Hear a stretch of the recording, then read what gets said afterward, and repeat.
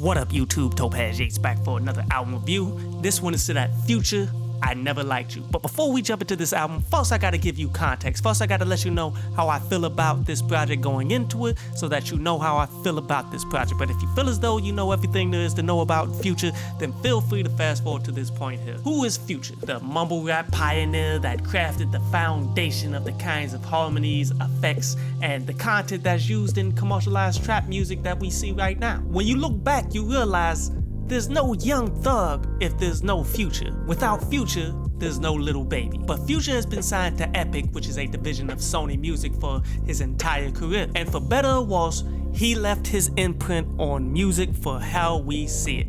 If it ain't for him, Pucks, Xannies, Lean wouldn't be all tied directly to popular music. Yet that is not the reason for his success. He understood that these is the kinds of things that he needed to push within his music to get the push from the record labels. But ultimately it's been his consistency, it's been his grind, the fact that he's recording every day, all day. Which leads me to the philosophy of, okay, at least on the individual basis, it's better for you to leave a stain on the game and then call it a mark than you doing nothing at all. Because even though what he's been doing, his music has been directly tied to what is all but becoming an epidemic out here in these streets, we recognize that all of this is coming from his music, and he has had no shortage of hits over his career. I mean, go back to his first album, Pluto, from 2012, Platinum, Tony Montana, same damn time. 2014, Honest with Karate Chop, Move That Dope. Dirty Sprite 2, which I felt was his best project, that went 2 times platinum, with F Up Them Commas, Where You At, Stick Talk. We can go on and on and on, and that ain't even including all of the collaboration projects, all the mixtape projects. Like, his music goes endless because he's endlessly putting in the work, and that's what I have the most respect for him for. And a person with this kind of grind, with the connections to get any kinds of beats that he possibly want, then he has every opportunity to create something of a high caliber. The problem is the lack of creativity. He kind of fit into the role of being the mumble rap trapper to this point that has his own hits that can variate it to a degree because he just does all different types of music, but it all feels the same, in which that's overall what I'm looking at going into this project, is going to be somewhat more of the same that we've been hearing over all these years, but yet hopefully it could be better. Like, there are examples of other acts out there that keep doing the same song, but keep getting better at it as we go. And that could happen here with Future. And now I bring you the album review of Future, I Never Liked You. Overall, this album, I would say it just fits with his discography.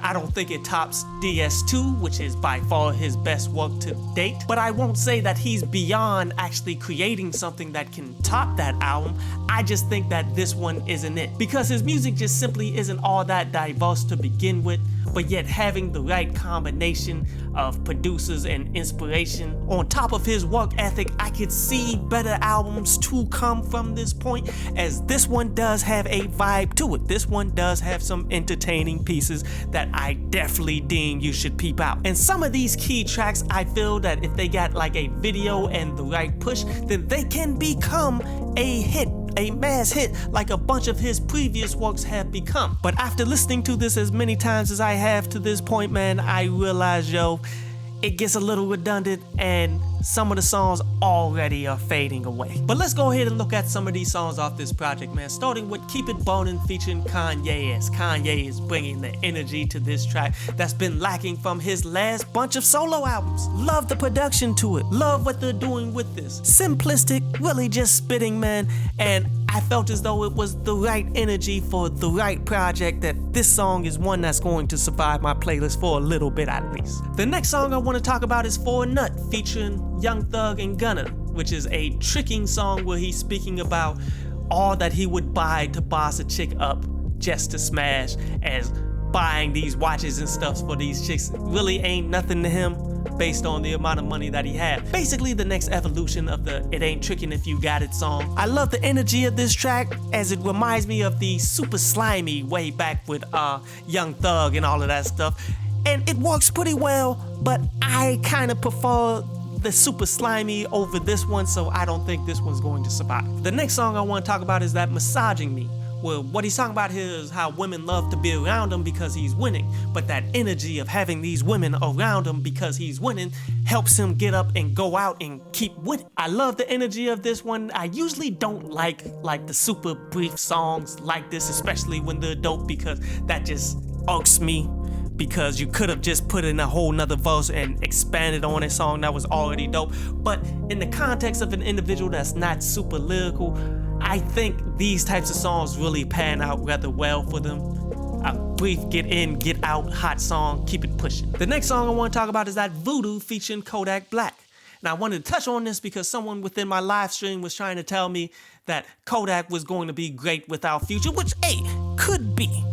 Don't know for sure, but what I do know for sure is that Future made it so mumble rappers had a path. He dropped a full 2 years before Kodak Black dropped, and I'm not saying that that brand of ignorance that Kodak Black has doesn't rival Future's, but you're going to have to give Future his due for what he's done for the culture, as this song is about how the plug moves. I like the production. Now Kodak on the hook, I don't think that's a good hook. Why? Because he can't stay on beat to save his life.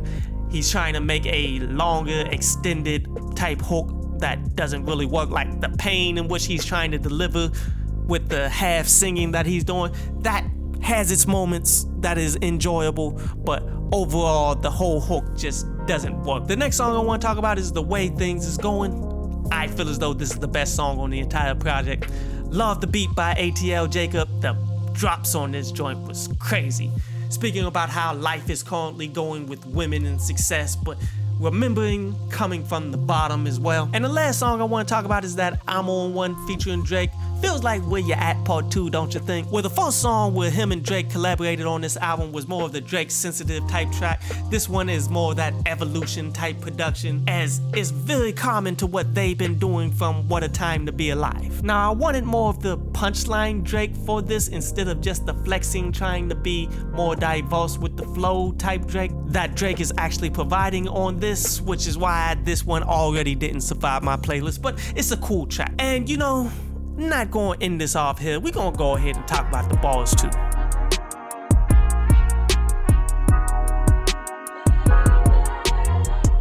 Now, no, Future is not a lyrical individual. What he's more known for with his lyrics isn't the comical punchlines that make people think. It's more of the reality of being a trapper and things of that nature, the trap bars. As when you watch his videos and documentary and stuff, you realize, yeah, man, he actually lives this stuff that he's talking about, which is why people really cling to it, but yet how he's saying it and what he's saying isn't exactly the most interesting. It's just something that's wild because it's something that's true. As there are some moments within this project, man, like how I Be in the Field like Children of the Corn, the old horror movie, that was entertaining to say the least. How he's saying, I got all these blue strips, I might crip walk. Blue strips as in the money on the strips on the $100, and crip walk with the blue flags, like okay. And money is like sage in my house, I keep it burning. Like, alright, like none of these is like super extensively great punchline bars or anything, but yet he does his own thing that's entertaining enough for his audience to continue to rock with it, and his audience is going to try to continue to quote it everywhere you go, even if it's not the best in the world. It is what it is. This is just the reality of the life that we're living. Overall, I don't think this project was bad. A few of these songs off this project are dope, but I don't think it's enough to actually carry this. There are simply not enough next level joints that I could see could evolve the game like some of his past joints have done before. But I'm not saying that this album doesn't work. I think his audience is going to enjoy it a lot. It's just not fully for me, a person that likes to break down lyricism and things of that nature. I give it a 6 out of 10.